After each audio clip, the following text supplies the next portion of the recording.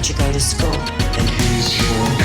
What do you think of what's going on right now, mate? These evil little invisible parasites. Satan-worshipping Freemason moron. Do you understand what I'm saying? We're not run by factions. Get the fuck out of camera! There are much more powerful international forces in play. Is this pink eye? Is this what pink eye is? I don't fucking know what's happening. Please go outside and look at the me quickly. It's been crazy, guys, but guess what? It's how it is, mate. Mate, because I want to do you slowly. But I ain't spending any time on it. Well, g'day listeners and welcome once again to the Conditional Release Program. I'm Jack the Insider and joining me today is not Joel Hill. It is, in fact, Chris Baker, who's a former lawyer and anti-corruption activist, and he's here to tell us a particularly unpleasant story of a long con and how officialdom through the New South Wales Law Society has allowed this con to persist. G'day, Chris. How are you today? G'day, Jack. Very well, thanks. That's the way. Look, you've spent the better part of 7 years chasing one woman down a rabbit hole. Tell me about Dominique Grubisa. Well, I came across Grubisa in April 2019 in a article published by Dan and Malloy on news.com.au. It was at the time that the government were proposing to introduce capital gains tax and negative gearing reforms. Funnily enough. How timely. And the media was talking about how the world was going to turn to dust if this was introduced. And I saw this story and I thought, who was quoted here? Did a reputable economist or who was it? And Grubisa's name popped up. So I read this and I thought, well, this person's name sounds familiar. And a couple of years before, an acquaintance had contacted me and said, have you ever looked into this Dominique Grubisa woman? Now, it wasn't my business to look into anyone particularly, but she said to me, you've really got to go and have a look at these claims that she'd been making. So I looked into this and I came across a Facebook group of about 1,300 members. It was for disgruntled former clients of this business. Of Dominique Grubisa. What was her business known as? Well, it was DG Institute was the Right. business. So that was Dominique Grubisa Institute, named after herself. And anyway, I got onto this Facebook group, read some posts, and I was really concerned about what I saw. And the following day, I had a conversation with one of the administrators of this website. And what he told me really shocked me. Tell me what he told you. Well, he'd been involved in a long-running dispute. It's a matter that's still before the court, so I'll be careful about what I say. But he had serious concerns about Miss Grubisa's activities and the impact it was having on people.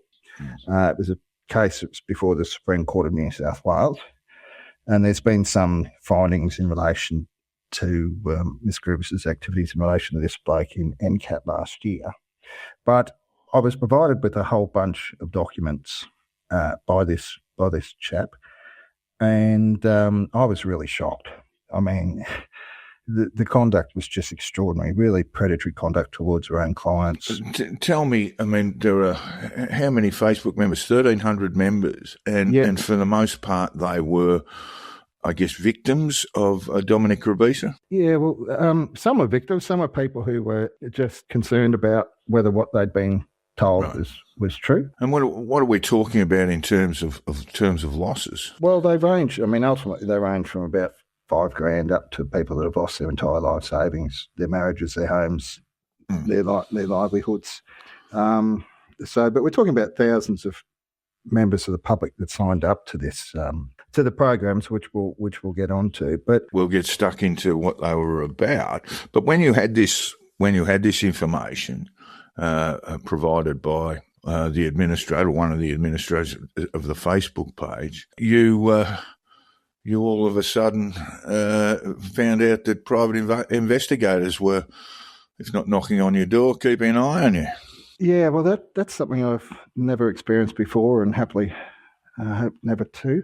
But what had happened was that very quickly after I became involved, and I provided some pro bono legal services to a small group of people. My name got spread around as the go-to person. So we had this cohort of people who had gone off to various regulators, the ACCC and others, had gone to the press, had gone to government agencies all across the place, and they were really disgruntled with the reaction they got.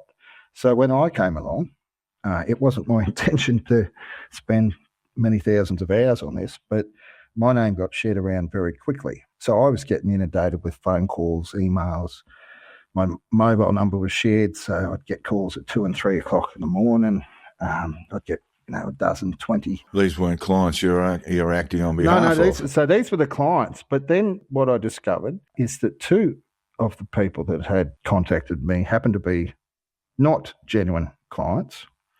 They were former clients of her business, but were actually people that she had engaged to first target one of the administrators of the Facebook page. But then when they found out I was assisting people to contact me, pretending to be disgruntled clients, to try to get information about, what sort of claims were likely against her, how many people were involved, who specifically the people were that were raising concerns. Were you aware that these people were trying to feel you out? No, one of the blokes went by the name Andre Ron Vegas, and in hindsight, that was probably a bit of a red flag. Mate. Yeah, I know, but people do have some strange names sometimes. Yeah, anyway, of course, yeah. So this particular person had been paid to infiltrate this Facebook group and then get in contact with the administrators, ask questions, and then was posting on this thing as if they were a disgruntled person and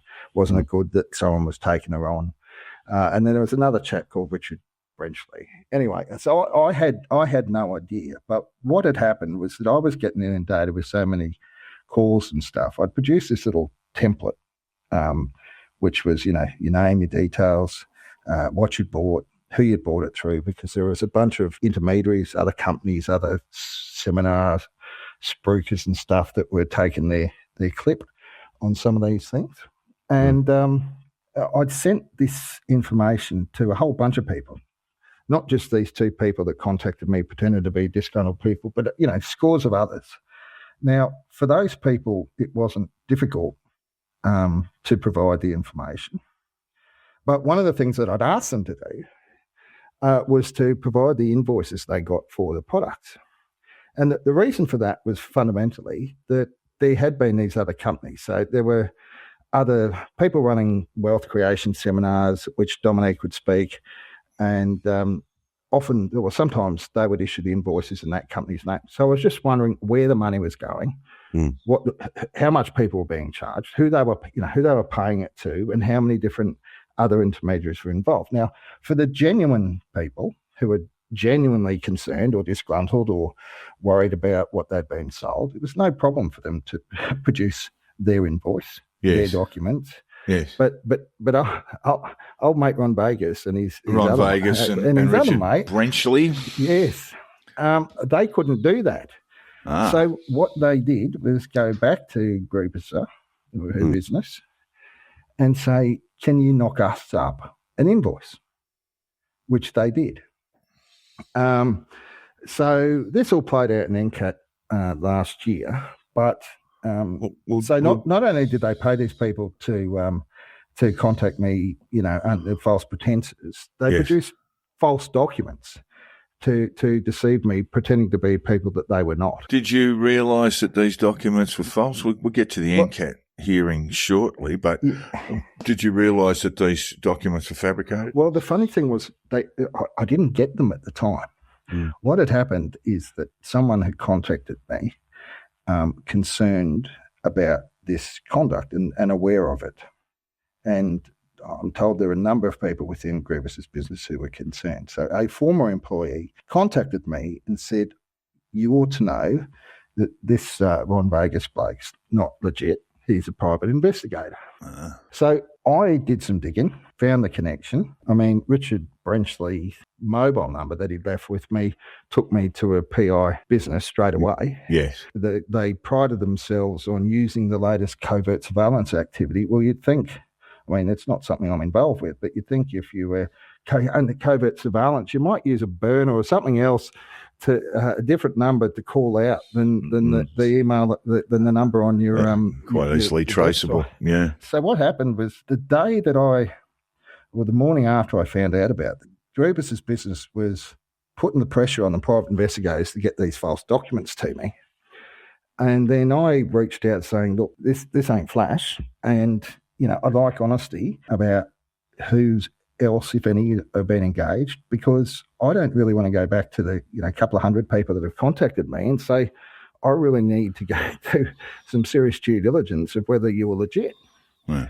So they went from chasing the PIs to send me these invoices to then going, shit, don't send these things to me because we've been caught out. And so that was the interesting thing. So, I mean, it came out in NCAT that Grubisa was directly involved in the preparation of these documents and contracting the private investigators to disseminate them to you. Yeah, and it got, I must say, you see these things in the movies, the John Grisham type movies and stuff like that, but I've never come across anything like this in my life. And here I was, someone who saw quite serious problems, particularly around the asset protection thing, which we'll get to a bit later. All I was trying to do was to provide some pro bono legal services to people who had obviously been misled. And next thing I've got, old mate and his friend contacted me under false pretenses. Well, first you've got a large number of genuine victims reaching out, and then also to muddy the waters, you've got Grubisa hiring a private investigator or two private investigators to act as victims and provide you with false documentation. What was the outcome of the NCAT hearing, please? Well, ultimately, so what happened, the Law Society finally brought proceedings in 2023, and that was heard in July last year with a decision. So NCAT recommended that she be struck off as a lawyer. Still hasn't happened, as I understand it. I'm not sure. I haven't found that. But my understanding was that she didn't resist that outcome, but she didn't give evidence. She didn't turn up at the hearing. She didn't partake in the hearing. So she's still, and we'll get to the operations for our listeners who are probably a little bit mystified as to what's going on. But there's essentially a property investment company that Grubisa runs. There are many hundreds of people who are dissatisfied with the product, not just dissatisfied, but believe they've been defrauded.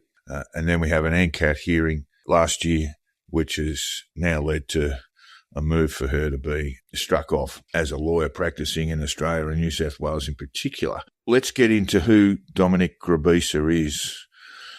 Chris, tell me, who is she? She's a lawyer for a start. We know that. Well, so Dominique's from Sydney. She grew up in affluent North Shore area. Went to a very good Catholic private school. Private schools.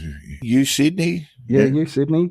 Studied arts and law, but before that, she had aspirations to be an actress. So she said in many seminars that her highest aspiration was to become an actress. So straight out of school, she auditioned for NIDA. And this was a story she used to use on stage as part of... she's flogging her products, yeah. Now, so she said, she wanted to be an actress. She had a burning desire to be an actress, and she got in to do an audition at NIDA. She tells the world that she was absolutely magnificent in her audition. Well, I can't say one way or the other, but but the interesting part, it's a bit comical, is that she says that in her audition group was a unkempt, hippie, skinny-looking girl who had greasy, blank hair and yellow teeth. And apparently this particular person flunked her lines in a Shakespeare piece or whatever it was. Now, after all the auditions were held, the director of NIDA came out and said to the The aspirants, the aspirants that, not everyone would be chosen, and it's, basically don't ask why. It's just certain people have a je ne sais quoi. So Dominique tells the story that she turned around to this unkempt, skinny, hippie, tippy-dyed, dyed clothes, blank, greasy hair woman, and thought to herself, "Oh, he's talking about you, pet. Good try, but don't give up your day job." So she then goes on to say, "Hello, that person was Kate Blanchett." Okay. And she's saying to say Nicole Kidman, but maybe that's going back too long. Yeah, well, so she's there. She's out there living the life that I deserved. Now, the side problem with that proposition, based on Grubisa's story, is that Grubisa left school in 1987, and Kate was at the University of Melbourne studying, arts degree, majoring in economics for a couple of years. So, yeah. And then she went to the UK, and I think her audition at NIDA certainly wasn't before 1990. And in fact, her audition piece was a monologue from a play that she performed when studying at the University of Melbourne. And she'd gone to the UK, she came back, she had a bit piece in a quite bizarre small Egyptian movie at the time, and then she came back and went to NIDA. So I think there's a several-year gap. Yes. But between Dominique's audition and when Kate was there. So it's an interesting story. But it's an interesting story. What it tells us about Dominique Grubisa is that she has all that sort of grand behaviour and a willingness to fabricate and amplify the little stories that she might have had along the way. She misses out on NIDA. She becomes a lawyer. And what does she practice in? Does she? I guess in the old days, she would have been an article clerk. Tell us a little bit about her early days as a lawyer. Well, Dominique came out of university in the mid-90s. Yes. And that was, in fairness, a tough time to get a job. It was during the recession we had to have, and the legal market was pretty tight. So getting a job at that point in time was not easy for many people. Anyway, she ended up doing debt collection and vehicle repossession work for GMAC, General Motors Corporation, in Sydney, in Chatswood. And she found that, soul-destroying work, and I would understand that to be true. So she decided that, in her words, that she was going to get back to all the people that had been mean to her, the system that let her down. Oh, that's interesting. The system failed her when she went to NIDA. The system failed her when she couldn't get a job after the GFC. Oh, not sorry, the GFC, the recession we had to have. Yeah. And therefore, she had decided that she'd go off to the bar. So she did go off to the bar, and she speaks about the fact that she struggled to get work.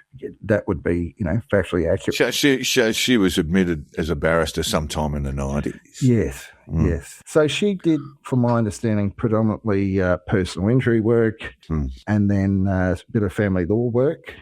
And there was also the change in the laws around personal injury, which made it a bit more commoditised in terms of the amounts of money that you got. So I think the work at the bar in that area also dried up. At the same time, she got into property investment, and she had some success in the early 2000s when, property prices just went through the roof. Started it, yes. Yeah. And so she had some hits, she had some misses, but in her words, she thought she couldn't lose. Property prices would always go up. It was an easy way to make money. So she turned her attention to that on the side. During the GFC, she was highly leveraged, and that all came sort of crashing down. And on other podcasts, she's spoken about, losing absolutely everything, and that was part of her backstory to the people that signed up to her programs. That she went from riches to rags. Rags and back again. And so she turned her attention to trying to drag herself back up, and also trying to help those people who were struggling through losses in the GFC and to create wealth. And that's where her new business empire developed, travelling around the country, selling her wares from the stages of five-star hotels. And this is the business model around master wealth control. Is this already in place? Yeah, so there's two core programs that she said. So master wealth control was around how to protect your asset. Yeah. So setting up a structure that she claimed instantly and completely protected your assets, and we can get into the detail there. The other one was the program that she called Real Estate Rescue.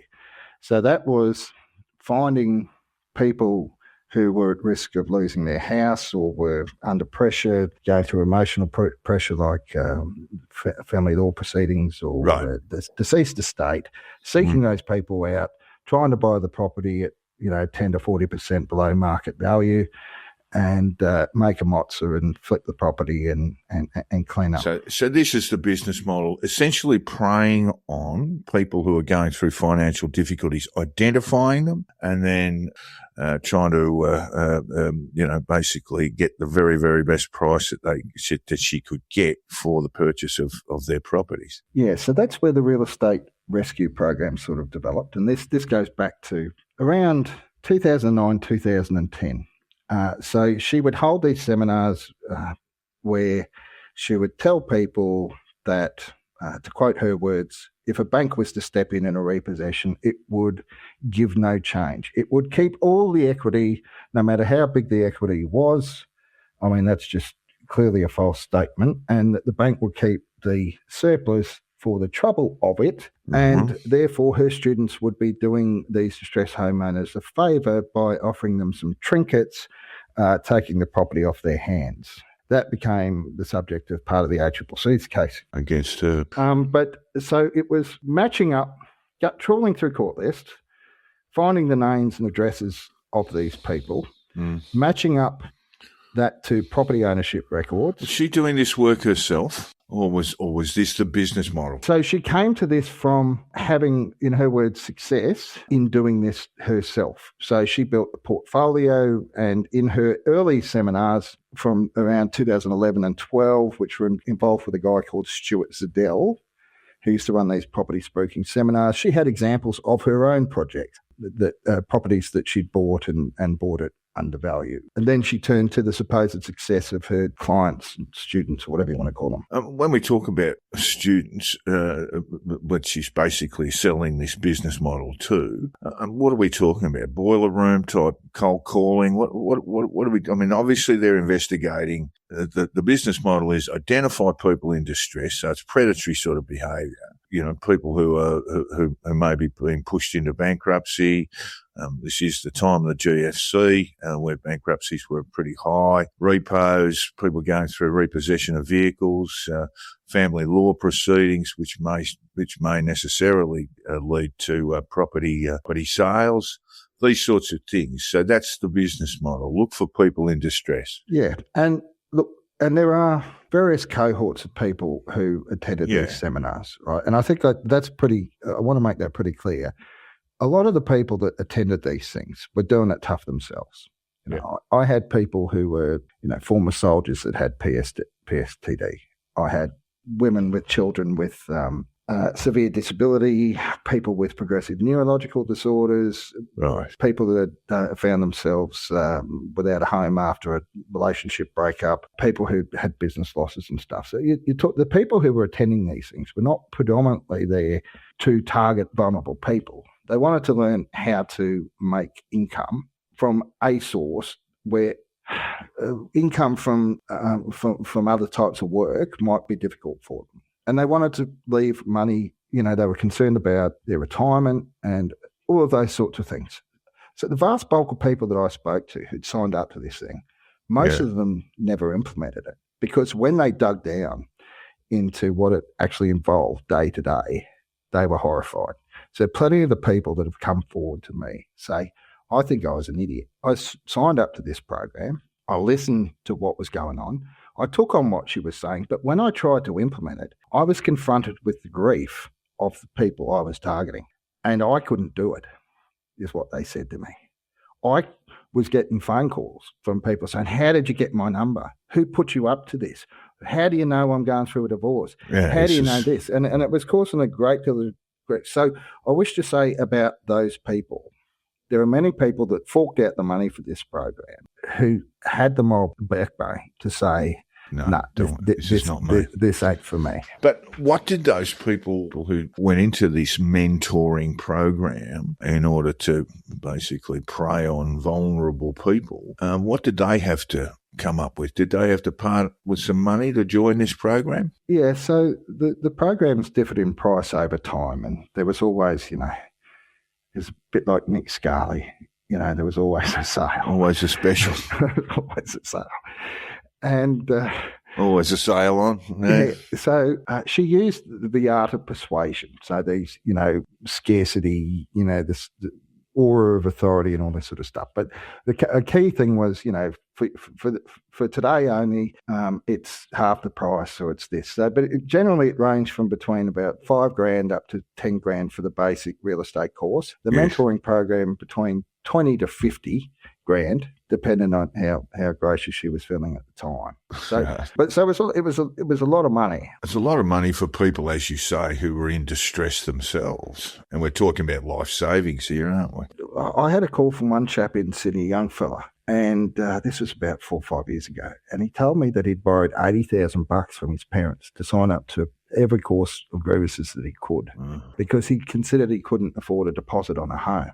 So that money just went nowhere. Disappeared, gone. Now, it's not to say that some people who've done her course haven't had success, right? But what you'd find is that most people who have gone on to do something largely have avoided the distressed homeowners, right? They found a property that can be renovated or subdivided or flipped or whatever, and they've got some expertise or experience or craft for that sort of stuff. And one of the constant themes that I had from former staff who came forward is, for God's sake, she's just claimed credit for this deal as a success, right? And she's had nothing to do with it. Like this person, so there are people that have gone on and done quite well, right? And who have gone on, built a business around flipping homes. There's nothing wrong with that whatsoever. More credit to their capabilities than anything else. And we are dealing with a significant minority of participants in this program, whether they're on the mentoring program or elsewhere. Part of this business model is to trawl through family court proceedings, perhaps Supreme Court, New South Wales Supreme Court proceedings around probate. For the benefit of our listeners, when someone passes away, the probate must go through the New South Wales Supreme Court. Probate is granted, list of assets and liabilities are presented to the court, and then within a period of time, provided there are no further claimants, the assets are dispersed according to the terms of the will. Pretty much that's how it works, isn't it? And so Grubisa's business model was to look at people like in the family law courts going through divorce, going through a pretty ugly thing, or indeed death. They're probably the two most stressful things that will happen in your life or happen to loved ones around you is either you'll have a family breakdown, very common these days, or indeed a loved one will pass away. And probate law is, I sort of joke about it, mate, but it's like the 14th century law, and it hasn't really changed since then. And it is a deep and abiding mystery to most people who have to deal with it. And it could also be, an area of family conflict in itself. Oh, absolutely. Almost always. Almost always. I'm pleased that it's a good probably more than 25 years since I had to deal with a deceased estate in a professional context. But one thing that really made my blood boil was that a couple of years ago, someone sent me a list that they'd received. Now, this list, traditionally the lists that were distributed, right? So people that got signed up to the mentoring program got these lists each week. So it was a spreadsheet with the names, addresses, Google Map link to their home, right? And the circumstances. So it was either, deceased estate, repossession, divorce. But this particular list was sourced from the Adelaide Advertiser. So the spreadsheet was created from the Adelaide Advertiser. And on this spreadsheet wasn't the details of probate notices. So you're talking some months after the person's passed away. By the time That's right. the matter gets filed, Generally in around the 6, court. yeah. Right. This list. No, this were the death notices. These weren't even the funeral notices. These were the death notices. So The the person's not even in the ground. Oh, yeah, okay. Okay, so and these lists came out twice a week. I fail to understand, perhaps you can tell me, how one of these so-called students of the program, what would they expect to be doing if they're contacting, a family that is just going through the grief of a loss of a loved one? I went through. What do they expect? I went through this list, and I came across some stories about the circumstances of these people's deaths. And there was tragedy upon tragedy upon tragedy. There was an elderly couple killed by a truck on a main road. Yeah. There were young people passing away of cancer. There were, I think, a couple of murders and things like that.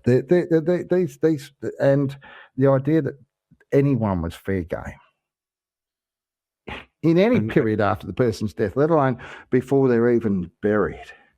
Yeah. It disgusted me. It is disgusting behaviour. It's highly predatory behaviour. I just wonder how anyone has the gumption to make a cold call to a grieving relative under these sorts of circumstances. Mm. Anyway. The family court stuff, I think it's also worth pointing out that the family court list only appears in one website these days. It doesn't appear in the papers and things like that anymore. And there is nothing in the family court list that identifies the nature of the proceedings before the court. Yes. Now, all of these lists had divorce, right? There could be, for example, a grandparent applying for guardianship of their grandchildren in circumstances where a single parent's passed away or both parents have been killed in an accident or some other tragedy. So their names appear. So if they go through the formal process of applying for responsibility for the children, their name appears. So they become fair game.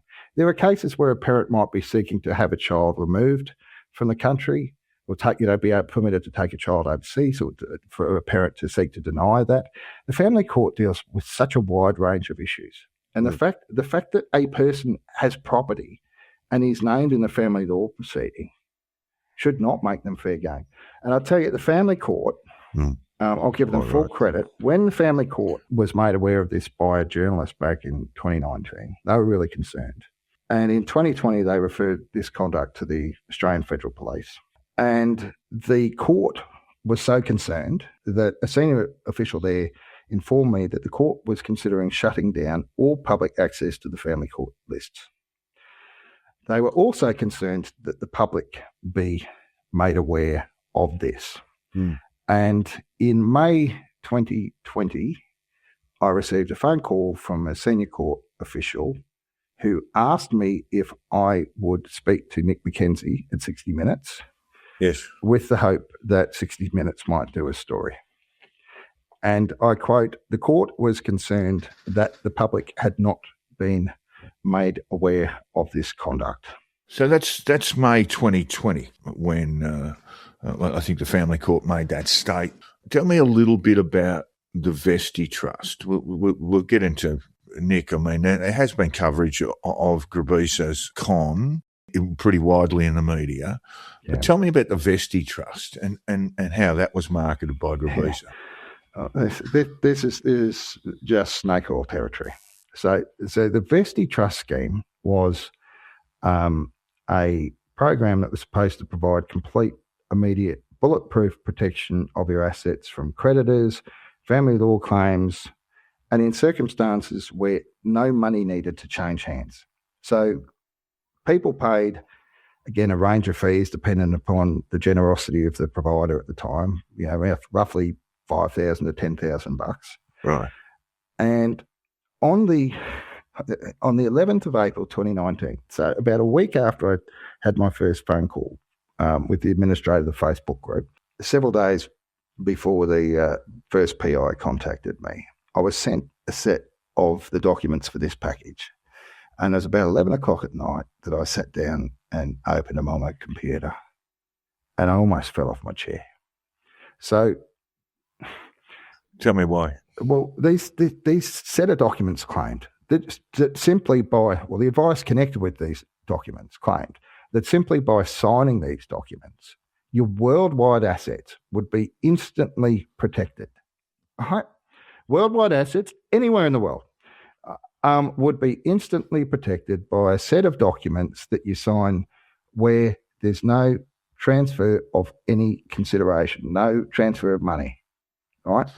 So the students are paying to protect their own assets or the assets that they seek to acquire? their own assets. Right. So again, part of Dominique's backstory is that in the aftermath of the GFC, she lost everything. Now that's not true.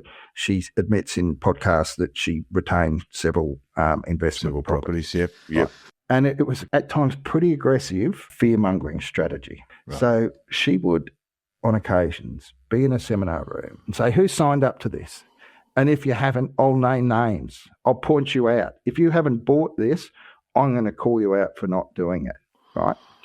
And as you say, sorry to interrupt, as you say, the people who are sitting in these five-star hotel boardrooms or meeting rooms, they're financially vulnerable themselves, aren't they? Well, some of them had very little. Some of them had a substantial amount of money. I know one lawyer in Sydney who his client came to him after signing up all this stuff. He was a specialist doctor, and the doctor thought he was protecting his assets, substantial assets. And the lawyer said, "Mate, this is just all nonsense," and he didn't want to hear him. So it was everyone from, I'm a mother, my child's got a serious disability. Yeah. I'm not going to be here forever, and I want to make sure that I can, to whatever I have to leave to my child, is protected, so that my child, whatever I pass my child, it is available to them. Yes. And I can tell you that this former staff, very brave former staff that have come forward about this, have spoken about a serious boiler room, sell at any costs, find the weak spot in people's armour, manipulate that to sell them this scheme, and that it was like a Wolf of Wall Street type mentality where people used to ring a bell every time that they'd made a sale, and they would woo-hoo, they would stand up and cheer, and numerous very brave, good former staff left that place and said, I cannot sleep at night with my head on my pillow thinking that I'm conning these people out of their money. It's completely unnecessary. There's no asset protection provided that would stand any sort of legal challenge. Yeah. But between $5,000 and $10,000, these people were cold called. I mean, presumably there's a list, and again, it's a list of vulnerable people facing financial hardship in general terms, and they were being told, your money's safe with us. But these people were mainly targeted through social media ads, right? Right. And so they weren't people on court lists themselves. They were people where the had reached out, had clicked at the wrong time, clicked on a social media ad, on the basis of, I can get my assets protected here. Yeah, and over a 5.5 year period, this company spent circa $6 million on social media ads, predominantly on Facebook, but also on Insta and I think latterly on TikTok. But so if you understand, sorry to interrupt, but if you understand how business operates and how much it would spend on advertising, now obviously, we can talk about it in general ways, but generally speaking, your advertising should run about 5% of your revenue. Now, obviously, it's going to be a little bit more, but $6 million in social media advertising tells me that, the extent of this fraud runs into hundreds of millions of dollars. Well, the figures that were referred to in the ACCC case judgment in 2024. Yeah. So for the period of the cohort covered by that case. So we're talking from around April 2017 up till late 2022, I think. The business turned over, it might have been actually up to financial year end 2023, $53 million. 53 million. That's how much has been essentially lifted off people through a range of schemes. Yeah. So there were 3,900 consumers in that period that paid $24 million for collectively the real estate rescue and the asset protection thing. Mm-hmm.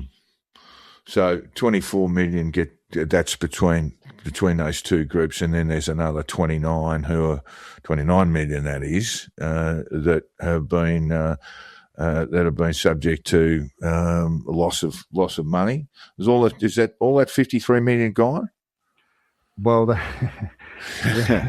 yeah. We might get to that. We'll get to that in a little while. That's actually something that's sort of, I suspect, playing out at the moment. But it's worth discussing. Well, look, yes, we will attend to the sort of totality of this because we must move on. But there is a family dimension to Grubisa, isn't there? Her father was also a lawyer, also struck off, although we're not entirely sure if Dominique has been struck off yet. And he was struck off for fraud as well. And tell me a little bit about Dominique Grubisa's father, please, Chris. Yeah, so Dominique's father was Christopher Fitzsimons, and I believe him. I'm not sure, but I have been told he may have passed away in about this time 2 years ago. Right.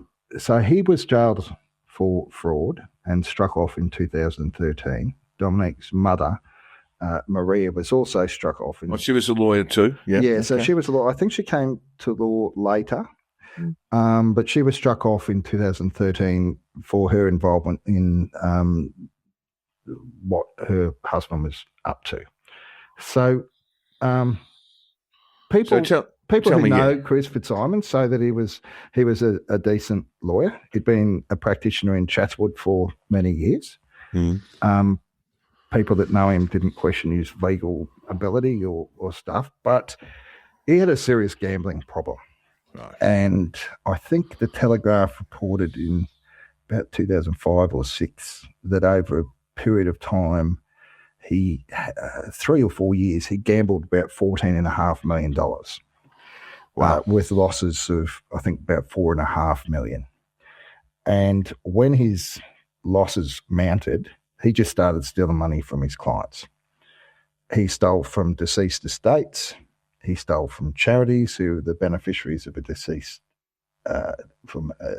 estate. He and his wife borrowed money from a client, an elderly lady, who they'd promised the first mortgage over a penthouse in Potts Point.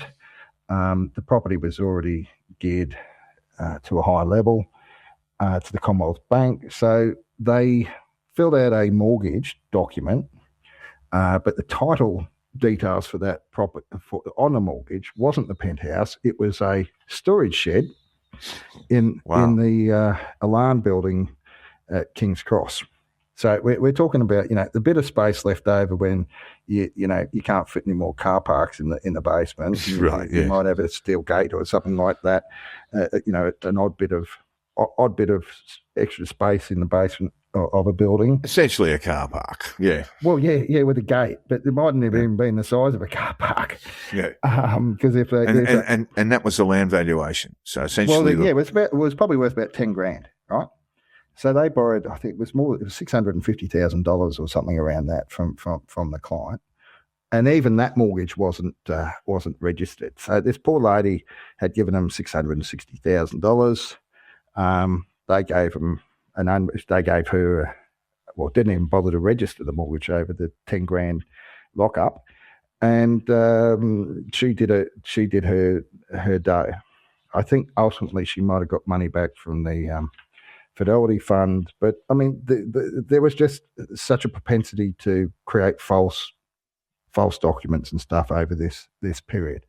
So he got suspended from practice, and the executrix of an estate was suspicious about the handling of her friend's estate. Now the the lady involved was Professor Jean Joss, who was the expert on the rare lungfish. So when the Traviston Dam proposal got chucked out by Peter Garrett as Federal Environment Minister, I do remember that. It was Professor Joss's reports that really led to that. She was a distinguished academic, and she was the executor of this estate. So she asked some questions about the bequests that have been made to several charities by her friend, and asked for the receipts for that. She was provided the receipts by Fitzsimons, but they were all forged. So the will is stated, let's say, I would like to grant 20% or a fixed sum of money to, let's say, the Cat Society of New South Wales. And he would not distribute that charity. He would basically mock up an invoice, mock up a receipt, and but direct the funds into his own bank accounts. Yeah. So I think it was about $300 and something thousand. There were 3 charities, but the documents were just forgeries. The Professor Joss had gone to the charities and said, she obviously knew. She obviously, as the executor of the estate, this academic, the lungfish expert, she actually knew what was going on. What happened? What happened as a result of that? Well, they suspended his practicing certificate. Right. That was the end. And then he disappeared for a bit. And the Law Society had appointed administrators to his practice. And then the full extent of the robbing Peter to pay Paul, which involved scores of transactions, many estates. I've spoken to a number of the family members of people involved there, both here and overseas, and they're still, 20 odd years on, still devastated by what happened. There was one poor chap whose wife had passed away quite suddenly, from what cause I'm not sure, but his wife had an insurance policy with her super fund, and he just fleeced that. There's, I've spoken to numerous people, and the consequences, the emotional consequences are still quite live. Staggering, yeah. You never get over anything like this. Yeah, so Mr. Fitzsimons went to prison for some period of time, and then when he came out, he was ultimately struck off as a lawyer. And struck off in 2012. Yeah, and Maria followed in, Mrs. Fitzsimons followed in 2013. Yeah. But never to take a backward step.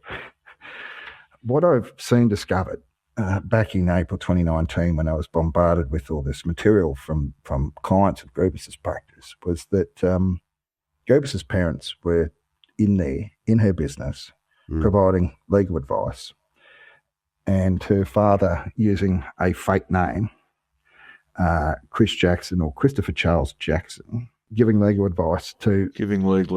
And they also acted as another firm. Yeah.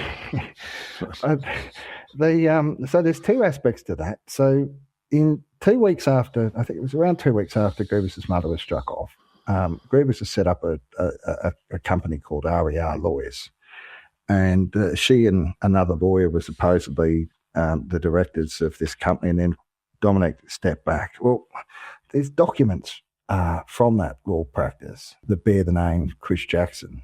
But beyond that, from mid-2019 onwards, I was just getting all these documents, all these emails and stuff sent by Chris Jackson or Maria Fitzsimons, and the email address used, which I won't name, but the email address included the name of another relates to another law firm, a legitimate firm of a legitimate firm. And it wasn't that law firm's email address, but it was a Big Pond account that used that firm's name. So they were in there. Bold as brass, by the way. I mean, yeah.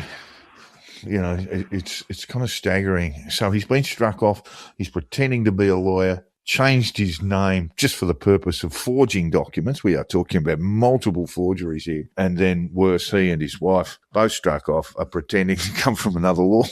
I'm sorry to laugh, but yeah, and there was one case. It's over the top. There was one case where someone rang me and said, am I aware of this particular law firm and stuff? And And they said, because Dominique's referred us to this firm, right? And we're dealing with, and I said, who are you dealing with? They said, Chris Jackson. And I said, shit.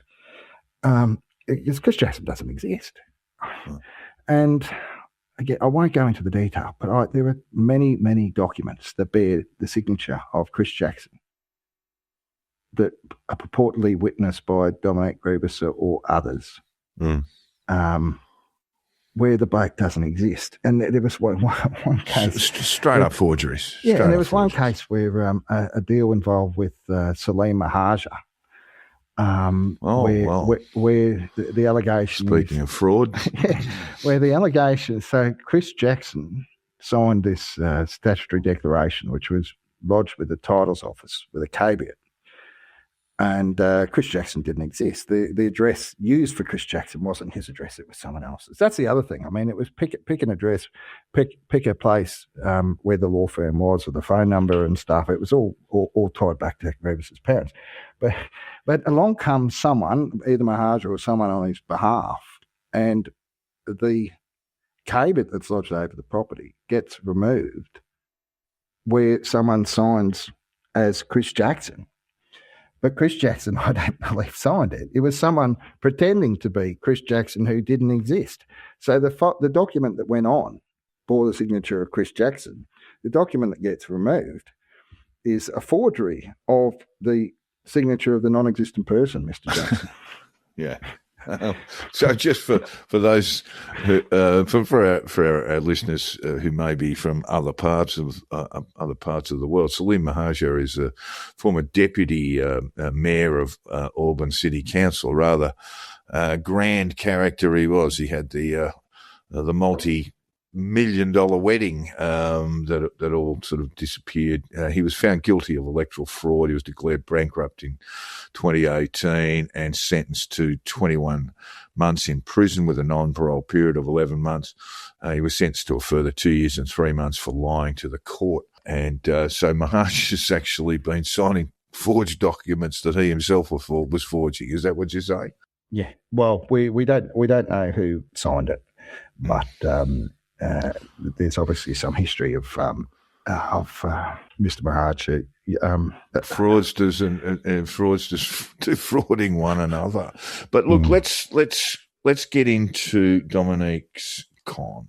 Tell me how it worked. So the asset protection thing. So she called it the Vesty Trust, right?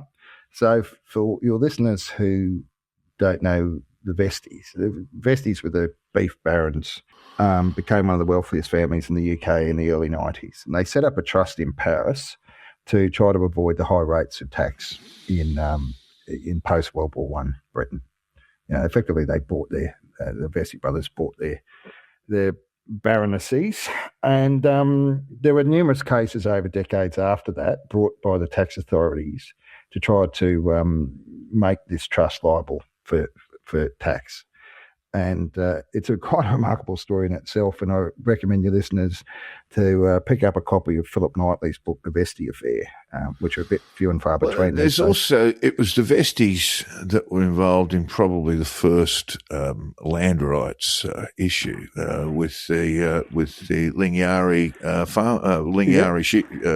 Lingiari farm worker strike. Yeah, the Wake-Off. And through Gulf Whitlam poured the handful of sand into Vincent Lingiari's hand. That goes back to 73, 74. Yeah. And also reflected in Paul Kelly's song from Little Things, Big Things Go. There you go. Fat Lord Vesty is mentioned there. So the Vesty Trust, it's an odd choice of name, but let's try and get into the extent of this. So the mechanism was this, right? So she claimed, by reference to the Vesties, and it turned out, the Vesty situation had absolutely nothing to do with this. But so the claim was, you sign these documents, and in effect, so you own some asset, you grant a unregistered mortgage over the property in favour of a trust, and that trust was a friendly trust, someone connected with you, with a family member or friend or whatever is the trustee of the trust.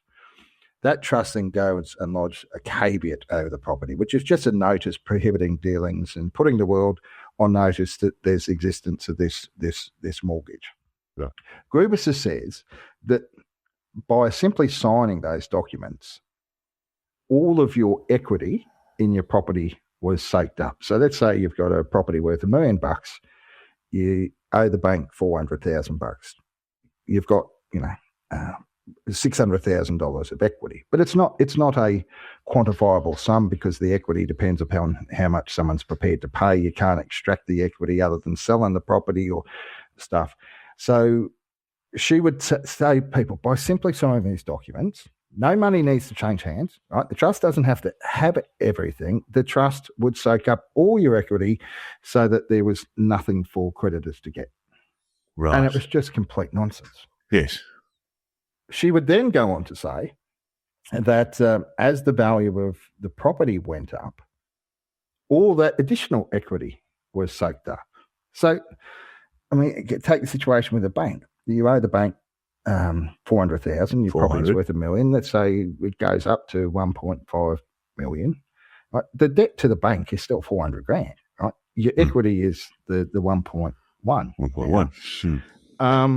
So the Bessie Trust is sitting there and it hasn't got any money and you haven't borrowed any money from the trust and stuff. But she would say, as the value of the property went up, the debt went up. And you'd say, well, by how much? Because I've got Ray White over here telling me the property's worth that. I've got hookers over here telling me it's worth that. The equity in an asset is an estimate. It's a guess. It's not a divisible, separate thing, quantifiable in itself, because you only realise it upon the sale of the property. So it was like the magic pudding of debt. Right? And it was complete and utter nonsense. The other concerning thing, and it was raised on the 12th of April 2019, 13 hours after I saw these documents for the first time, this company selling the product was not a law firm. There's no professional indemnity insurance. So she would tell her clients that her professional indemnity insurance was on the line. And when it suited her, she would say, oh, there's no solicitor-client relationship here. It's the money's taken on behalf of my company here. Now, that's a problem because law cover, the legal professional indemnity insurer in New South Wales, only covers law firms or individual lawyers, right? In connection with the law firm. It doesn't cover a company that's not qualified to give legal advice. Yeah. And so she would say, oh, this is a lifetime legal service. And when it would suit her, she would turn around and say, no, it's not a legal service. The drafting of these documents, giving advice in relation to these documents, and in most cases also included the drafting of a will, is legal work. Yes. Your financial planner can't do this. Your accountant can't do this. Your tax advisor can't do this. Only a lawyer can draft these things. So in one breath, she would say it's a legal service. When it suited her, she would say that it was It's not. an investment scheme, yeah. Yeah. And ultimately, when this matter got before the federal court in a hearing in March 2024, Justice Jackman, a brilliant judge, highly intelligent man, just said, what is this? Like, how can any rational person believe any of this to be true? Well, that was obviously because she was a very, very skilled con artist, but also she probably had it in the genes as well. But it gets a bit worse than that, doesn't it? Because she's in the business of forgery.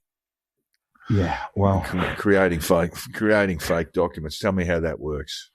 Yeah, so this again is scandalous. So in this suite of documents, she had what was called a promissory note. It's just like an IOU. It didn't really do anything on the tin. So a promissory note is like a check. But instead of saying I order to draw upon my bank, it is I promise to pay you.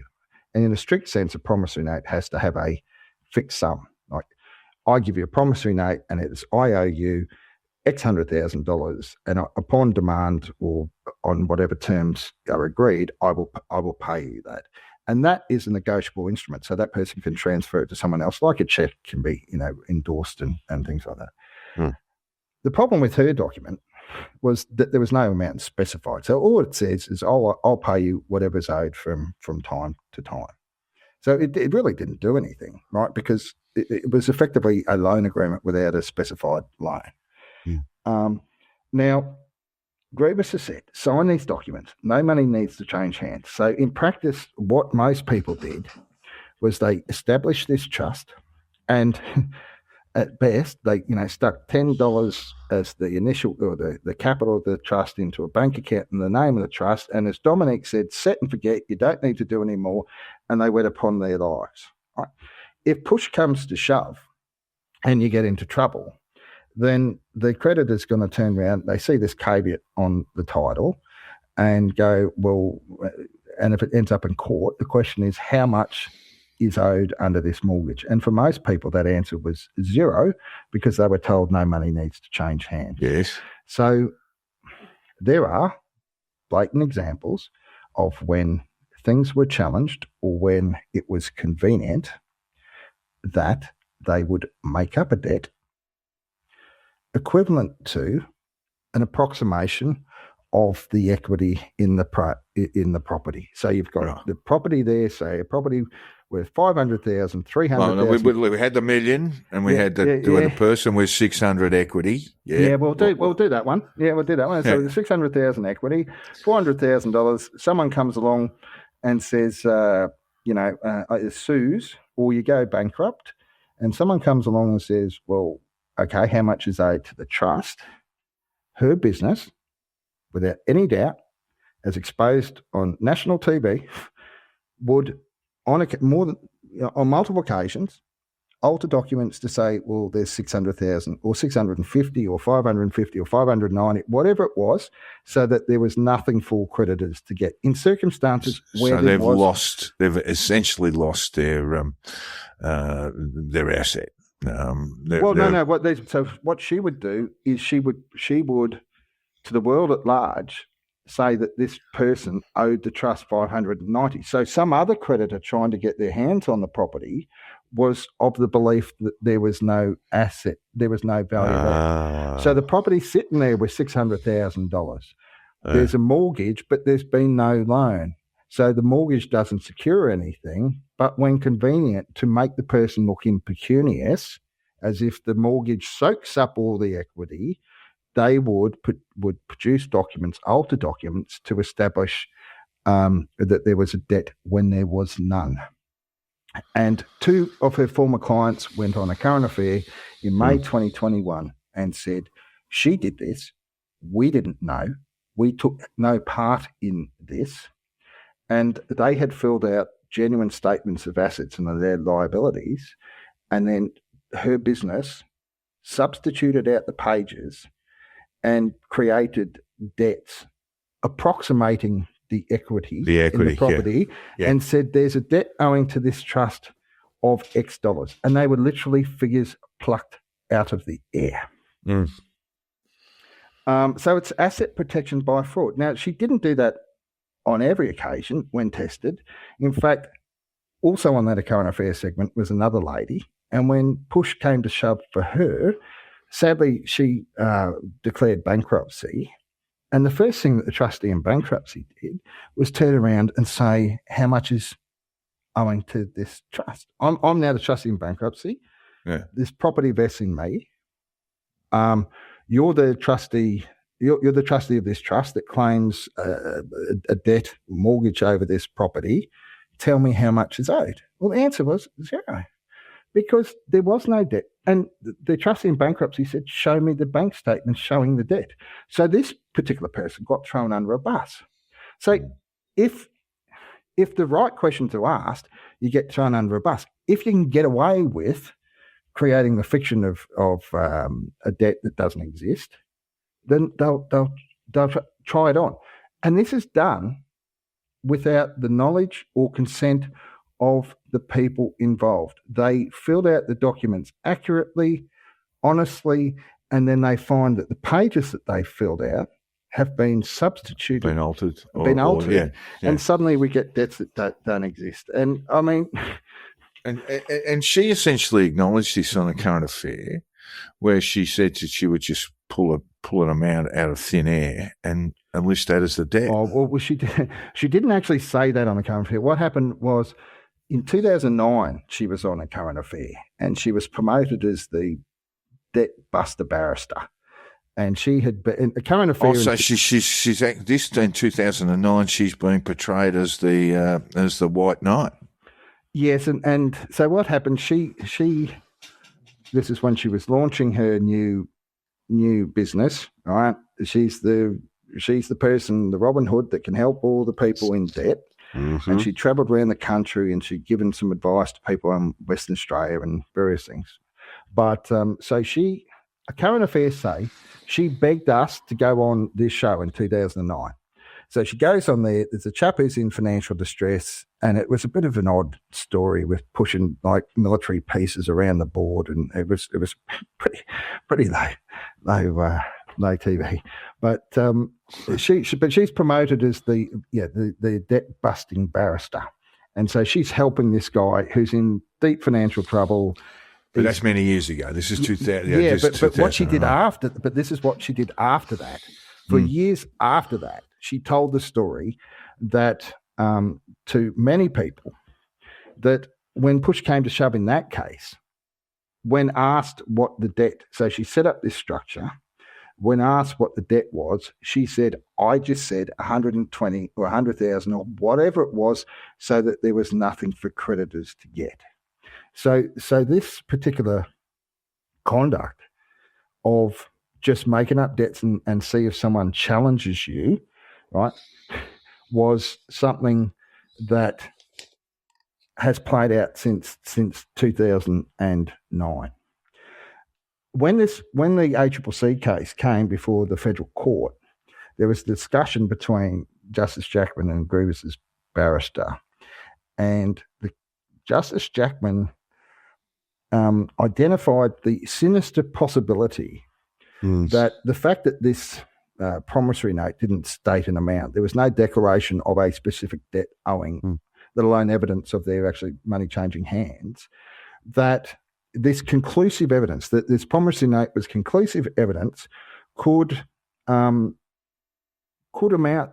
give rise to this sort of conduct where someone would pluck a number out of the air and say, "Well, we told you that's how much is owing, so it's conclusive that that much is owing." Grubisa's barrister objected to that, and that said, if that was the case, it should not be something that was brought home to her or attributed to her, and that sort of conduct, that sort of making up of amounts or claiming debts where there was none, should shoot home to the trustee. Because it couldn't be Grubisa that was making up these figures. It would be the trustee saying, "I'm owed this this money, and therefore it's my debt." Except on a current affair in 2021, it was clear that the source of this making up of the debts was within Grubisa's business, and it was done without these people's knowledge. Well, tell me about the victims, Chris.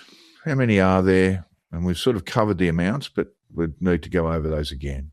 Yeah, well, there were 2,100 people that bought this asset protection stuff between April 2017 and November 2022. So that was $14.7 million. But the asset protection program had actually been sold back to at least 2011, if not earlier. And it continued to be sold after the ACCC commenced proceedings. So I'd suggest, a significant cohort of people either side of those proceedings. Essentially, who've lost everything. These are just the people that have lost the money that they've paid. Not lost. I didn't mean to say lost all their assets. I meant to say that they've lost everything that they have put in to Grubisa. Yeah, well, and that's where current developments will get interesting, because recently, or 2 months ago, that company was wound up in insolvency, and the liquidator will be looking I suspect, where that $53 million odd has gone. What about the elite monitoring clients, Chris? Yeah, well, the elite mentoring program wasn't part of the ACCC proceedings as such.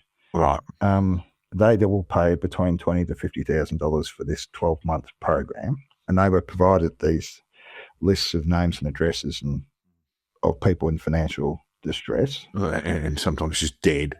Yeah. Yeah. So they bought that. I mean, the comments that I had from people were that these lists were often out of date, or the property had already changed hands. So often their complaint was, well, we paid all this money for this thing. And they also commented about, the quality of the mentoring that they were getting. I mean, those people made the choice to fork out big bucks. And Yeah, they did. So, but they wouldn't have got a lot of help from her in terms of mentoring. They were just provided essentially with lists and given a sort of set of directions on how to cold call these people. Well, they did have quite regular sort of group discussions and seminars and things like that. Yeah, I would say there was one chap who worked there. I'm not sure if he's still there, that had actually had some time on the tools and had a reasonable amount of knowledge about renovations and things like that. But the vast bulk of the people that I came across involved in that business really had no background in property, and I mean they were as keen to sign up the next person as they were to service the current clients. And then there was about 1,800 people that paid about $9.5 million for the real estate rescue program. The ACCC didn't seek compensation for those people, and the reason was that the key representation was that was made that if a bank repossessed a home, the bank could give no change. Well, that mantra was then used by those students in sort of targeting some of the distressed homeowners. But I think the ACCC formed the view that it might be difficult to establish that claim alone was the primary or the driver for these people signing up for the program. So that they haven't been any sort of form of compensation. Yeah. And so they've done it. Some of them may have done well from learning about property generally, but I think there's other places where you can do a lot better for your buck. Tell me a little bit about the involvement of the regulators. We've mentioned a few of them here, but entering into or scanning through family law documents or family law hearings, etc. I mean, there are privacy issues. So tell me what the Privacy Commissioner has done. So the Privacy Commissioner, the OAIC commenced an investigation in 2023 into the activities of DG Institute, or Master Wealth Control Proprietary Limited, as its company name is, and then subsequently into Property Lovers. In November 2024, the Privacy Commissioner, Ms. Kind, issued 2 determinations saying that both companies had breached the Privacy Act, ordered them to stop collecting personal information, and to destroy the records that they had. And the Privacy Commissioner's, I believe, undertaking a further investigation since. Is there any indication that Grubisa has followed the directions of the Privacy Commissioner? In February last year, Senator Shoebridge asked some questions of Ms. Kind in Senate estimates, and she told Senator Shoebridge that she had grave concerns about compliance with her determinations. Is it fair to say that Grubisa is continuing her practices? The sale of the personal information of vulnerable people, I'm not sure. No. It certainly hasn't been more recently a focus of her marketing. But she's continuing to hold these seminars? Well, she's now banned from managing corporations. and that means that she can't really be the front person for this. Well, she could be the spruiker, but she can't be a director.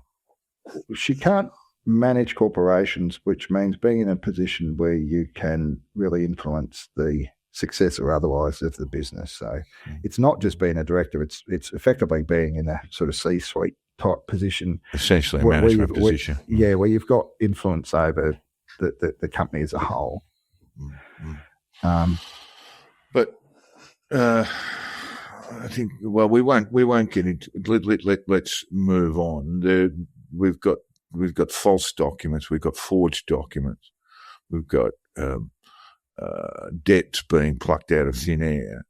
What are the other agencies doing here? What's the ACCC? So not the ACCC. What's ASIC doing here?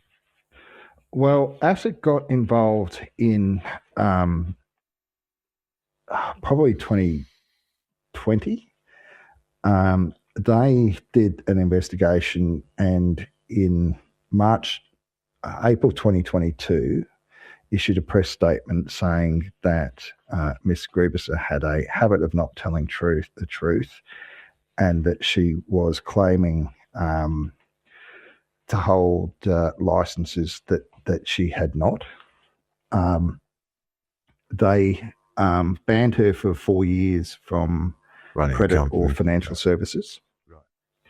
And she made an application to the AAT, as it then was, seeking to have that decision overturned.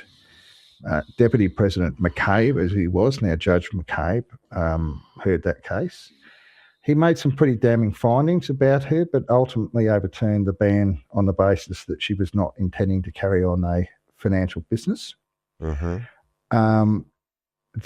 ASIC put forward quite a strong case, but the issues that came up were really at the periphery of financial services. But there were quite a few interesting factors again in the case. The first was that ASIC took upon themselves to raise this issue of the use of the information of parties to family law proceedings. And the Deputy President found that on the balance of probabilities that Grubisa had breached the Family Law Act by distributing those details, and that's on the civil standard, not any criminal standard. They also brought up some of the strategies from the Real Estate Rescue Program, and her barrister quoted a passage from the manual that she'd produced in her defence. And he effectively said that nothing that she promoted should be construed as unethical.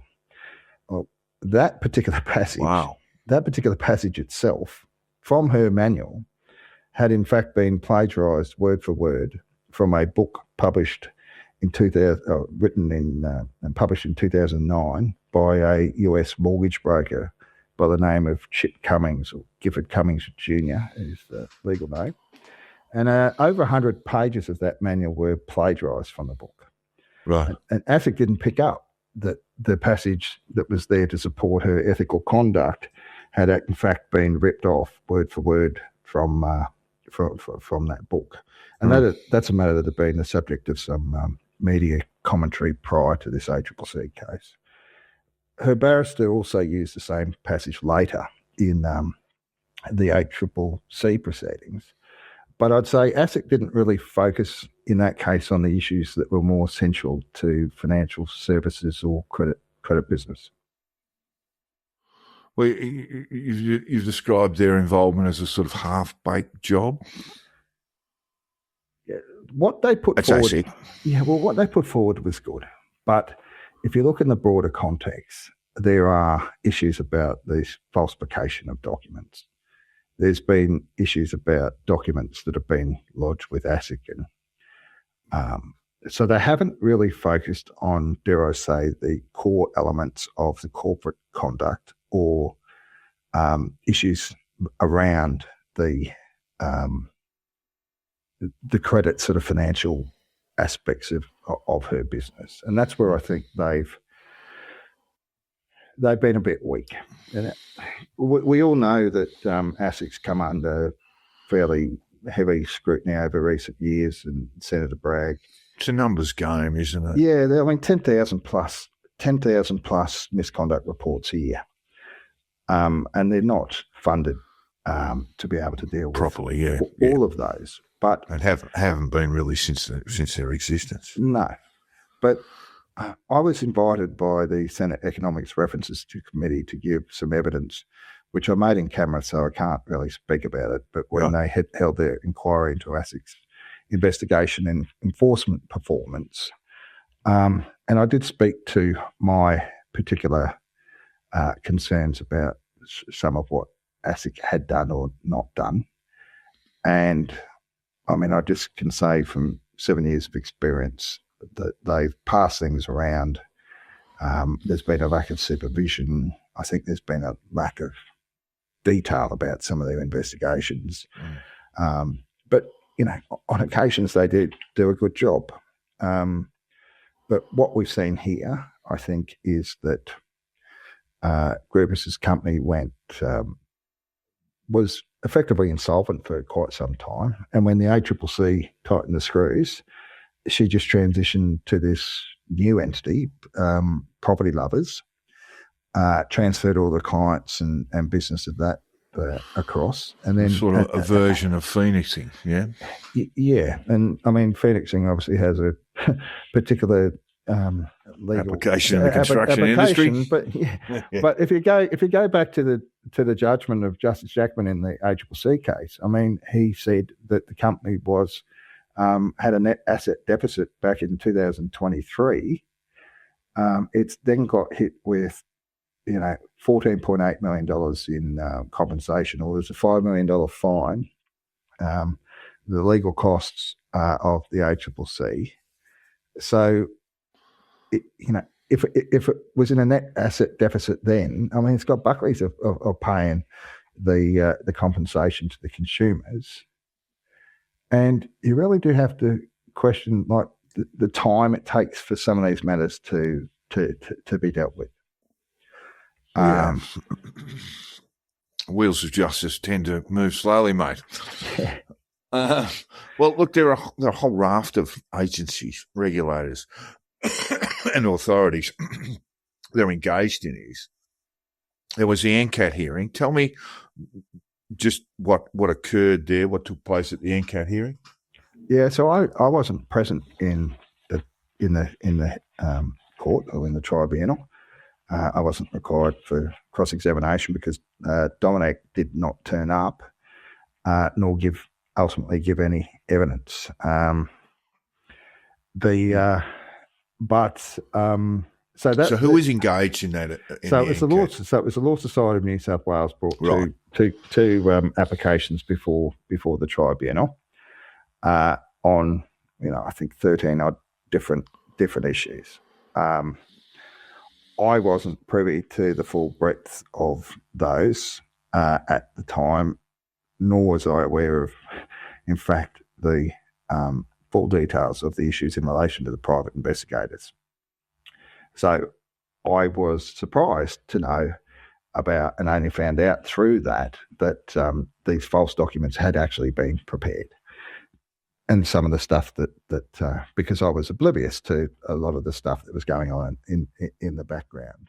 But ultimately, the tribunal found that she was involved in professional misconduct across multiple grounds, and it recommended that she be struck off. The tribunal's decision brought out that Grubisa was involved in the request to create these false documents. Decision also addressed the issues of a number of people that had bought the asset protection product in their particular circumstances. So these were sort of test cases of the misrepresentation directed in their way. It brought up issues of conflict of interest and other sort of deception. And what of the private investigators that started hitting you up? What happened in regard to that at NCAT? Well, I've actually met these people. Don't tell me. Let me put my soothsayer cap on. They're both ex-coppers. No, I don't think they are. But the chap who set up the business was an ex-copper that literally, as I understand it, got hit by a truck. Oh, yeah. So I made the decision. Not that there's anything wrong. I only just say that because, well, many of them are. Many retired police officers become private investigators. It's a sort of almost normal, sort of organic pathway. Yeah. So I actually flew down to Sydney and had dinner with these people last year on the basis that I just wanted the PIs. The PIs, yeah. Well, yeah, okay. And we had dinner, and it started off with, never in the history of the world do we think private investigators had sat down with their target. And I said, well, I'm up for that. And then the shiitake mushrooms came out, and I was a bit hesitant about that, given what was playing out in the court around that time. Who's looking after the catering? Yeah, yeah. I stayed away from the beef. Leave the fun guy. But look, I just said to them, I want to make peace. You know, this had a massive impact. I mean, I've just never been through anything like that, and it's had pretty devastating implications. It's very invasive, isn't it? Yeah. And so we made peace, and they've apologised for the emotional trauma that they've caused me, and I've accepted their apology. I mean, I wish it had never happened, and I was concerned about things that have happened since. But we broke bread. Yeah. But the funny thing was that one of the I discovered that one of the people sitting in the court in the NCAT tribunal hearing was actually the father of one of the private investigators. He'd sent his dad along because he was concerned about the reputational damage to the company from what was playing out. So I think they didn't know any of the background. I didn't really take kindly to what played out, but except we've made peace. I don't think I could say the same about other people. But so we've got an NCAT finding. She should be struck off. Federal court. She's now been a bankrupt. And she's declared bankruptcy, I believe. As Joel and I often say, I declare bankruptcy, which is an old line from the US office. So she's bankrupt. She is or is about to be struck off. But let me tell you, there must have been in the course of, perhaps I'm skating ahead a bit too quickly here, Chris, but there must have been serious complaints made to the New South Wales Law Society about her behaviour. There are complaints lodged with various agencies, AFCA, ASIC, federal court, or the family court. Tell me about the involvement of the New South Wales Law Society, because she's been doing this for a long time while she's practising as a solicitor. Yeah. Embarrassed her, presumably. This is probably the hardest thing to say. If someone said to me 7 years ago that I would have very grave concerns about the activities of the Law Society of New South Wales, both into their competence, their engagement with ethics, people. Well, I won't go that far, but I do privately, but let's just be brutally honest. On the 12th of April 2019, so the very day after I've seen these documents, 13 hours after, I'd prepared a 20 or 30-page report to the Law Society, and I said, this client has asked me to bring this to your attention. I've read these documents overnight. Here's a shopping list with case references and basic legal principles and everything in between of the serious problems with this asset protection scheme being sold to thousands of members of the public. By the way, the company selling this thing is not a law firm and so there's no professional indemnity, potentially no professional indemnity insurance. These people, the people I've spoken to, have been misled. They think their worldwide assets are completely protected, that they can never go, to quote Grubisa, never go backwards, bite off more than they can chew and chew like crazy, and they're completely bulletproof. Yeah. That is the most outrageous, grotesque, false claim that any lawyer could make, because there is not anywhere on this planet or anywhere in the universe where that is possible. You cannot instantly, immediately, completely protect your assets by any method. So around the time of that conversation, I'm told that there's probably 6,000 to 8,000 people that have signed up to this stuff. And this is the information coming back from inside the tent. And I'm thinking, bloody hell. And I'm seeing things online where people are saying, oh, it's fantastic. You know, I can never lose anything and my assets are completely protected. People are telling me, you know, that they've had conversations with these staff members that have said, oh, well, you can protect your house from your wife in the divorce, and you can, you know, protect your children from their divorce, and you can protect yourself from your mad aunt and everything like this. And I'm like, none of that's true. So I went to them immediately. That's the Law Society? Yeah. Yeah, I went to them immediately in a detailed fashion. Never in my legal career had I made a report of a legal practitioner, ever. And so I set out, my complaint wasn't just, this is a problem, you should look into it. It was all the detail about what the problems, all the claims were. It was thorough. Sure. I'm then getting bombarded with calls day and night. It was impacting my sleep. And some of these people, because they'd been in a cohort of people who'd been frustrated for some years, were very distressed. Yeah, they often you'll find that there'll be people in various states of psychological harm. Yeah. And I did most of my work in my legal career dealing with the big end of town.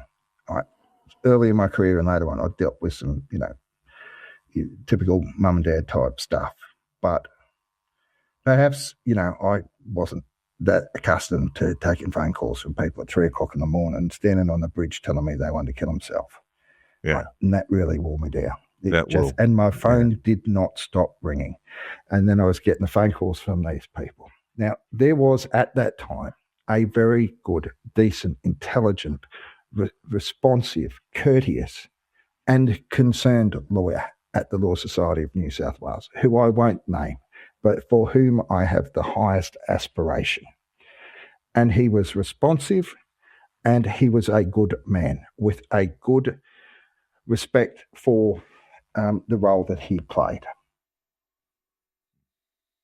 I soon discovered the involvement of the parents and the fake names and the false documents, and they kept coming rolling in, and I thought, surely the Law Society, when presented with the material, that two people who had been struck off were pretending to be other lawyers, using fake names, fake email addresses, and this is a criminal matter. Yeah, right. this is. Very I mean, clear. this is really serious stuff. And really, with respect, something I hadn't come across. I mean, yeah, we all know about Nicola Gobbo and all that sort of stuff. And I've got lawyers out there and consumer advocates and stuff who were, you know, involved around the same time, saying this is Gobbo stuff. This is Lawyer X, right? This is, and that there is serious harm to the public. So, more than 7 years ago, you speak to the New South Wales Law Society. Can I ask a hypothetical? Had they intervened at that time, what might have happened? Well, they assured me in writing in June 2019 that there would be, in quotes, a speedy intervention, not a speedy investigation. I'm not going to go through all the detail, but the Law Society, on numerous occasions, 2 months after these issues arose, gave me complete assurances that they were going in. So that's 2019. We're still in 2019. So had they... Now, just imagine this in the context of Melissa Caddick. Melissa Caddick, of course, for those... I just want to explain, Melissa Caddick was involved in a sort of enormous Ponzi scheme fraud. She's believed deceased after jumping off jumping off South Head, and I believe only a shoe was found down on the south coast afterwards. That's the correct reference, isn't it? Yeah. She was involved in funds management fraud. Yeah, go on. So when the fraud of Melissa Caddick was discovered, Kate McClymont wrote a yarn in the Herald, Sydney Morning Herald, about how ASIC's failed to act on an anonymous tip-off. I almost sound like Trump, anonymous tip-off in late 2019, enabled Caddick to misappropriate another $8 million.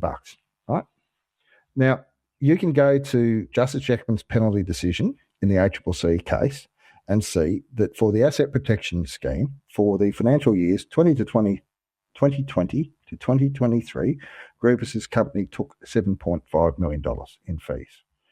Now, that doesn't include any money paid to other entities after that date. And the company itself had revenue of over $30 million for that same period. So that's for the real estate rescue program, the mentoring program, and a bunch of other stuff. It took the Law Society from April 2019 to May 2023 to even commence the proceedings in NCAT regarding the asset protection system. And we don't know how much has been made since then.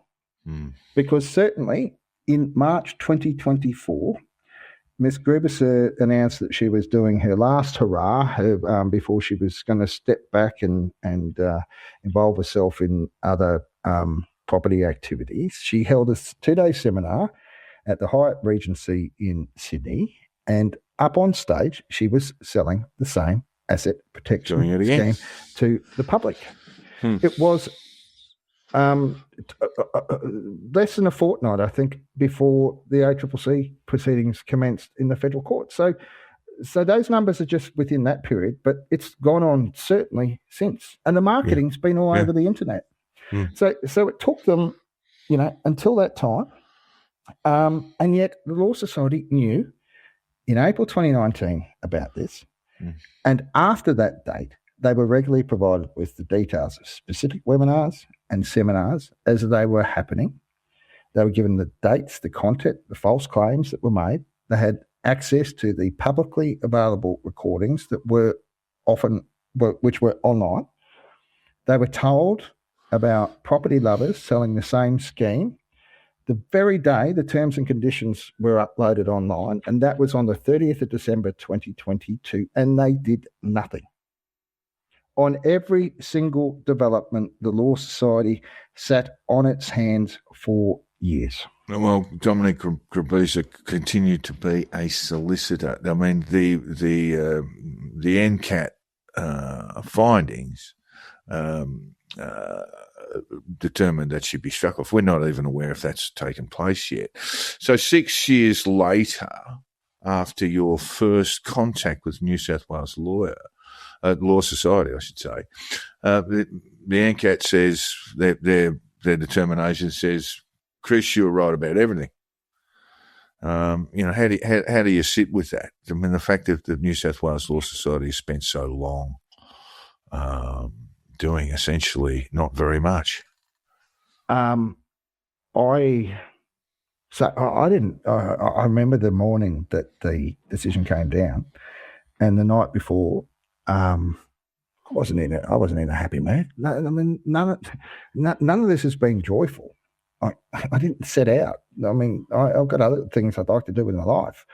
So it wasn't like some grand celebration.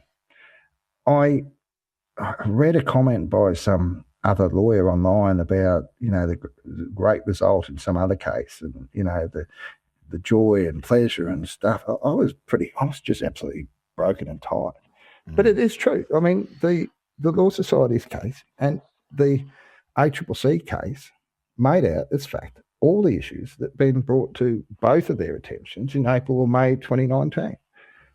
But I didn't take any joy because I was taking the phone calls. I mean, I walked away from law. I wasn't given legal advice for quite some time, but I was still taking phone calls from people and keeping in touch who were really struggling with, some of them from what had happened to their life as a result of a lot of this stuff. I mean, there were people that lost everything relying upon these claims. There were people that had been involved in protracted litigation. there are people that for whom 10 or 20 grand for this stuff is a lot of money. Yeah, absolutely. It's a lot of money for them. And the Law Society, I think our listeners might think, perhaps rightly, that it's a protection racket for lawyers in this state. But its primary function is to protect consumers, protect individuals, protect the people in New South Wales from dodgy legal practitioners. Well, it's certainly the case that they have a obligation to act swiftly, whereas in this case, the legal advice was being given through a company that was not a qualified entity. So one of the fundamental provisions or protections of consumers is that professional indemnity insurance is mandatory. You don't get to practice unless you've got professional indemnity insurance. Yes. And those insurance policies are written in a particular way that give broader protection to the public than you might have in other types of insurance policies. Sure. So if you've got people taking tens of millions of dollars off the public for what is false, patently false advice, and you've got to remember that Justice Jackman just didn't say this was negligent. He said this was deliberate and dishonest, and that she knew that her claims were false. So that should have immediately spurred action. The Law Society could have got down to the Supreme Court of New South Wales within a week or two of discovering the issues with the company providing the legal advice and got an injunction. That is not difficult. The Law Society has on other occasions taken swift action in relation to people giving legal advice when not qualified to do so. And we're talking about the company here. So Ms. Grubisa might be, yes, she was a practicing lawyer of many years' experience, but the entity selling the thing was not a law firm. So to be a law firm, it's got to be registered. You've got to have your professional indemnity insurance, comply with all the requirements. And this entity was not. And it is disgraceful. So this is a protracted sort of finding. I know that you've provided a report. Is this something you wanted to discuss? This is going to the New South Wales Attorney General, Michael Daly. Tell me about that, please. Well, there are some other quite serious issues, and we've touched on some of the things about falsification of documents and stuff, and I won't go into all of it, but the last 7 years has taught me that there are real problems within that institution. It's not personal. I have had the highest regard for the Law Society of New South Wales, except for the last recent years. They have, on occasions, acted as if they are not accountable to anyone. They have been disrespectful. One example, they took my sensitive personal information about my complaints regarding the private investigators, and with no consultation, no discussion, no notification, no request for consent, went and provided that information to ASIC, who used that in the AAT proceedings. I had no knowledge of that until ultimately I got the transcript. That's like being doxed in a legal framework. Yeah. And so I wrote to them and said, can you just explain to me how this occurred? And I found that out because through ASIC. And their response was basically, well, we can do that. And I was like, but do people not understand? Like, that information was about very genuine, serious concerns about, in part, my personal safety. I'm not going to go into all of that, but I mean, there are times I've been quoted in the press as saying I've had genuine concerns for my personal safety. Yes. So this is an institution which does many good things, but I've had former staff of the Law Society come forward and say this place is a basket case, that there is serious lack of management, coordination. Yeah, well, all sorts of things. So some speak about micromanaging. Some people talk about things just getting like not dealt with. People talk about personality conflicts and focus on the wrong areas. There are very good people in that organisation, people that do their absolute best and are, I think, efficient, intelligent. I mean, the Law Society does a lot of good work around law reform and policy areas and all that sort of stuff. But I think that this institution has changed dramatically, and practitioners, legal practitioners who've been around, practicing for many, many decades, say that it is nothing like what it was in decades past, where you've had some really good leadership there. And I'm sorry, these people seem to just not want to accept their foes. So going back to your question, I have raised issues with some politicians, and in turn those matters have been escalated to the Attorney General. In the budget estimates the other month, the opposition had put some written questions to the Attorney General, Mr. Daly, about concerns regarding the Law Society's compliance with particular provisions of the law, and disappointingly, he sort of just brushed them off without addressing the substantive questions. I know that there are whistleblowers within the Law Society who've come forward and spoken to politicians and expressed their own concerns. I just do not want to see this same thing play out again. Yeah, they're very... And it's not to be disrespectful to the individuals involved, but this institution has failed. Just look at the numbers, look at the impact, look at, the consequences to people's lives, and something has to change. I'm not saying they're corrupt. I'm not saying they're taking bungs, but there has been a fundamental failure of this institution for too long. We don't want to speculate on whether it's corruption or whether it's poor management. But tell me, if the New South Wales Law Society acts when they first received your complaint, so surely that would reduce Dominique Grubisa's access to people, and it'll lead to my second question. But so, we can almost quantify exactly how much money might have been spared consumers had the New South Wales Law Society acted. I presented them with that data. Might it be civilly liable? It's not something I've come up with. Be a tough thing for an individual to undertake. Wouldn't it? Well, there are certain provisions, I think, indemnities and all sorts of stuff in that legislation. But I mean, there is a point. I mean, as a nation, there is a point where our public institutions, and the Law Society is, a strange body in this respect, because it's exercising statutory function or delegated function of the Legal Services Commissioner, but it's it's effectively on its own. It's not accountable to the Attorney General in the same way as the Legal Services Commissioner is.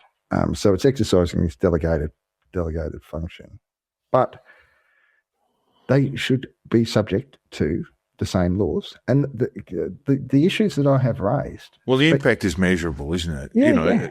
The impact of inaction is measurable. Now, of course, I mean, Grubisa may still be up to her old tricks in one way or another, but people can go and Google up Dominique Grubisa and they'll see a litany of disgraceful professional conduct. And, if they were considering investing, they're not likely to now.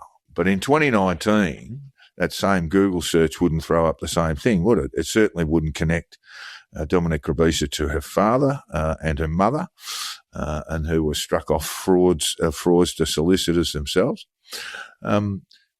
So what I'm saying is now perhaps you might sort of level the caveat emptor at any potential investor here, because Dominique Grubisa's conduct is now a matter of public record. But in 2019, there were no ways of checking if she was legitimate or not. No, and you would rightly expect that. You wouldn't expect to be misled in the way that people have. The other interesting thing, going back, is that she had a very strong PR team. So, I said I came across that article in 2019. There've been quite a few stories in the Daily Telegraph, I think, Daily Mail and others. Predating 2019. Yeah, we're telling the rags to riches to rags story, or the other way around, riches to rags, and then riches. And I mean, you see it every time, all the time. You see in News Corp, some property bloke owns 600 homes, whatever, is now selling a course on how others can do it too. And then you go to their website and it's as seen on Channel 7 News or the Daily Mail or the Daily Telegraph. This just happens time and time again. And Grubis's PR team got her on Sky News on the Your Money program on that JV that was there with Chris Kohler. Chris Kohler talked about she was on there really as a fluff piece, and Chris Kohler said something like, this is like ambulance chasing for property. But it's exactly what it sounds like. So she'd been on Sky News, she'd been on that, and that led people to think, and she would regularly play her appearance on A Current Affair in 2009 at her seminars. Yeah. So the media's definitely got a role too. And there is, when it comes to financial products and marketing of financial products, etc., we do find this very this great blending of PR and news in a lot of our business papers. I think Michael West, rather famous journalist, he refused to, or basically resigned from work at the SMH because increasingly they were being told, the journalists in the business section were being told to pump up a company or two, depending on who's doing the PR at the time. So the media's got a role in this. And indeed a lot of the business stuff that we do read in our newspapers and on the websites, media websites, it is fluff. It's PR fluff. I mean, you have so it's very difficult for consumers to wade through that. And then when it gets to 2019, there are formal complaints received by the New South Wales Law Society that had they acted sooner, there would have been skull and crossbones messages around Grubisa on the internet for, that would most people would walk away. I mean, we can look at those people who are financially vulnerable, the people who want to make a quid out of nothing, those sorts of things. That this is rather common human behaviour. But if they've got no guardrails, if they've got no protection around just basic information as to the personal history of this person or the professional history of this person, then they've got nothing to judge it on. And that's where I think you're saying the New South Wales Law Society has failed. Absolutely, because what people have told me is that this just hasn't affected them financially. It's affected them that they don't know who to trust. They don't trust their advisors. The law societies, and they don't trust regulators, authorities. No. I mean, if we ever wonder where all these soft sets are coming from, mate, it's because government and government-related agencies are letting them down. And if they actually knew the scale of it, in a factual basis, so we're not talking the, Whitlam and the removal of the Queen of Australia or the Queen of England and stuff, and all the constitutional law nonsense and stuff, and all the proper conspiracy theories. If they actually knew what was happening within some of these institutions, and how hard they will go to avoid responsibility. We saw it with the ASIC inquiry, where ASIC basically lobbied members of Parliament to try to stop the inquiry getting up and to try and to block the inquiry into their performance. What were their motivations? What were their motivations? ASIC I'm talking about. That's a story for another day. I guess we've been through it, but my understanding is if they can find a shortcut, they'll use it. And ASIC has to deal with some very complex cases that take many years through the court. But there are some easy wins. There's some low hanging fruit, which would take them not much to deal with. Dominique Grubisa would seem to be low hanging fruit. Well, that was the term that she used to use about some of the distressed property owners, that they were the low hanging fruit that you could go after. Now, Chris, I want to thank you for coming along and talking to us about this massive fraud. It has been covered in the papers. So our listeners, always do as much as you can in terms, if you're going to before you invest money, do your own research, I suppose, and you will find just Google up Dominique Grubisa and you'll see a long list of things. Unfortunately, investors going back 7, 8, 9, 10 years ago would not have had the benefit of that information, and I think a lot of that sits with our government agencies, and that's something that you've exposed, Chris, and I want to thank you for that. We might have you back on the program to talk about an old friend of the podcast, Rod Culleton. You've had some not direct experience, but you've been watching him for a little while. We might have you come on and we might even sort of talk about sovereign citizen movement and how it arises around sort of shyster, pseudo lawyers and what have you, and what the sort of genesis of that movement is. Yeah, well, there's certainly Mr. Culleton's got some, in his words, some exciting stuff going on with his High Court challenges, and he was in there in the Sydney Supreme Court, New South Wales Supreme Court yesterday, pretty much quoting the vibe.